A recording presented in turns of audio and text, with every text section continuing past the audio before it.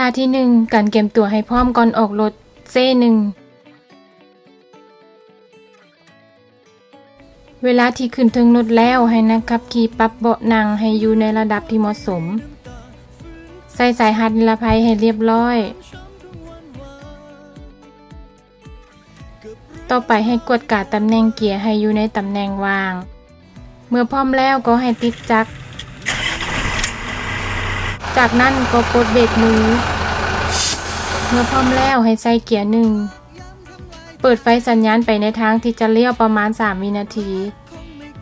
และให้ออกรถอย่างนุ่มนวลอย่าให้จักรมอดเด็ดขาดหลังออกรถผ่านเส้นสตาร์ทไปแล้ว3วินาทีให้ปิดไฟสัญญาณถ้านักขับขี่ลืมปฏิบัติหรือเฮ็ดผิดขั้นตอนใดขั้นตอนหนึ่งแม้นจะถูกตัดคะแนนเดือนละ5คะแนนคะแนนเต็มของทุกคนเป็น100คะแนนการหยุดรถบนเส้นหยุดเซ่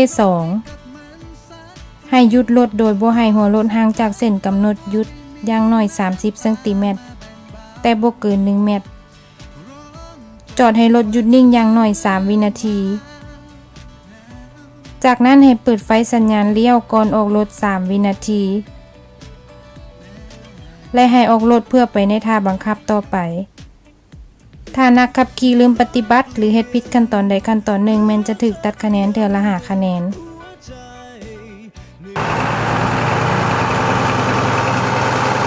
การจอดรถและออกรถถึงทางค่อยเซ่3ให้นักขับขี่ขับรถมาหยุดอยู่ที่เส้นกำหนดโดยบ่ให้ล้อหน้ากายหรือเหยียบเส้น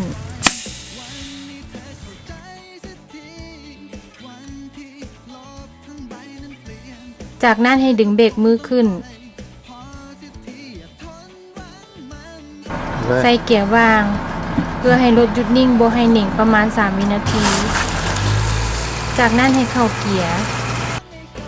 ปลดเบรกมือและออกรถไปข้างหน้าภายในเวลา30วินาทีโดยบ่ให้รถไหลลงค่อยเกิน30เซนติเมตรพร้อมกับบ่ให้จักรมอดอย่างเด็ดขาด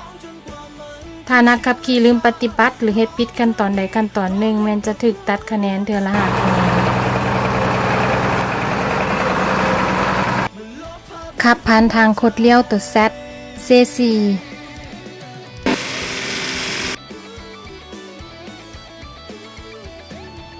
ให้ขับรถผ่านไปตามทางโดยใช้เวลาทั้งหมดบ่ให้ก่าย2นาทีโดยบ่ให้จักรมอดบ่ให้เหยียบเส้นขอบทางหรือดาดและขึ้นขอบทางอย่างเด็ดขาดถ้านักขับขี่ลืมปฏิบัติหรือเฮ็ดผิดขั้นตอนใดขั้นตอนหนึ่งแม้นจะถูกตัดคะแนนเทื่อละ5คะแนน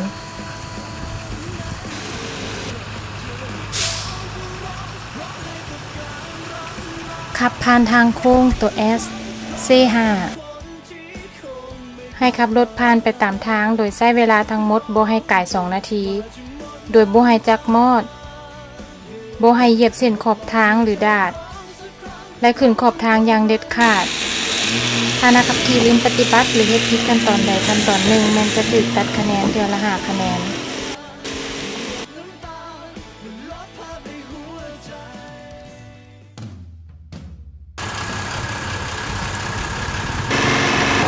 ขับถอยเขาจอดขนานกับขอบทางตัวเซ่6ให้ขับถอยหลังเขาจอดโดยใช้เวลาทั้งหมดบ่เกิน2นาทีและให้แก้ไขได้บ่เกิน2เทื่อในการขับไปข้างหน้าและถอยหลังและอย่าลืมเปิดไฟเลี้ยวก่อนเขาจอดและในเวลาออกจากบอนจอดที่สำคัญแม่นอย่าให้จักรมอดเด็ดขาดบ่ให้เหยียบเส้นขอบทางสีแดงหรือดาดและขึ้นขอบทางอย่างเด็ดขาดถ้านักขับขี่ลืมปฏิบัติหรือเฮ็ดผิดขั้นตอนใดขั้นตอนหนึ่งแม้นจะถูกตัดคะแนนเทื่อละ5คะแนน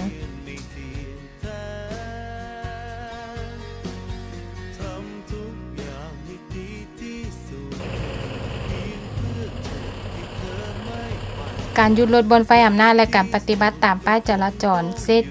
7ฮอดทางครบทางแยกไฟอำนาจให้นักขับขี่ปฏิบัติตามไฟอำนาจ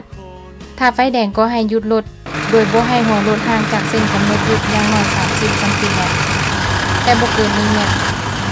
และรอท่าจนกว่าไฟอำนาจเปลี่ยนเป็นไฟเขียวจึงออกรถไปทิศทางที่ต้องการ แต่ถ้ามาฮอดทางแยกไฟอำนาจและไฟอำนาจเป็นไฟเขียวก็ให้สืบต่อการสัญจรได้เลยนอกจากนั้นให้นักขับขี่ปฏิบัติตามป้ายจราจรเส้นเมื่อฮอดบอนป้ายปล่อยทางก็ต้องให้หยุดรถเพื่อปล่อยทางหรือถ้าบอนใดมีป้ายห้ามเลี้ยวห้ามผ่านหรือให้หยุดก็ให้ปฏิบัติตามและเวลาเลี้ยวซ้ายหรือเลี้ยวขวาต้องเปิดไฟสัญญาณถ้านักขับขี่ลืมปฏิบัติหรือเฮ็ดผิดขั้นตอนใดขั้นตอนหนึ่งมันจะถูกตัดคะแนนเพื่อละ5คะแนนขับถอยหลังเข้าจอดมุม90องศาหรือจุดเต้เซ8ขับรถไปตามห้องที่กำหนดไว้จากนั้นให้ขับถอยหลังเข้าจอดโดยใช้เวลาทั้งหมดบ่เกิน2นาที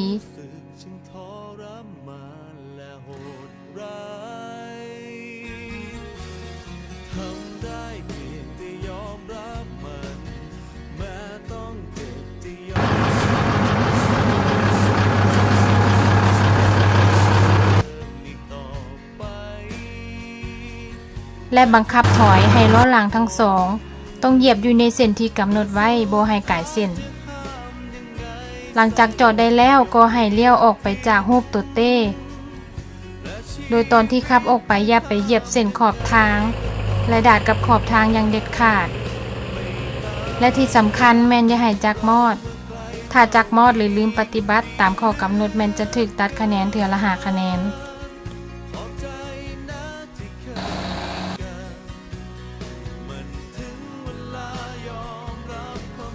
การจอดรถหลังจากสิ้นสุดการสอบเสียงเซ9ให้เปิดไฟสัญญาณก่อนเขาจอดในบอนให้จอด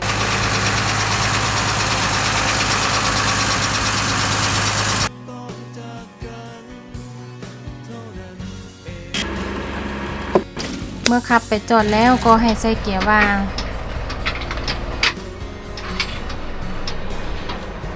ดึงเบรกมือขึ้นและมอดจักรถดับไฟสัญญาณและปลดสายหัดนิรภัยถ้าฮอดจุดนี้แล้วถ้านักขับขี่มีคะแนนบ่รุด70คะแนนก็ให้ไปติดต่อกับเจ้าหน้าที่เพื่อรอท่าเอาใบอนุญาตขับขี่ได้เลยสำหรับนักเรียนที่ได้คะแนนต่ำกว่า70คะแนนแม้นให้กลับไปเกี่ยมตัวมาสอบเสียงใหม่ในเทื่อต่อไป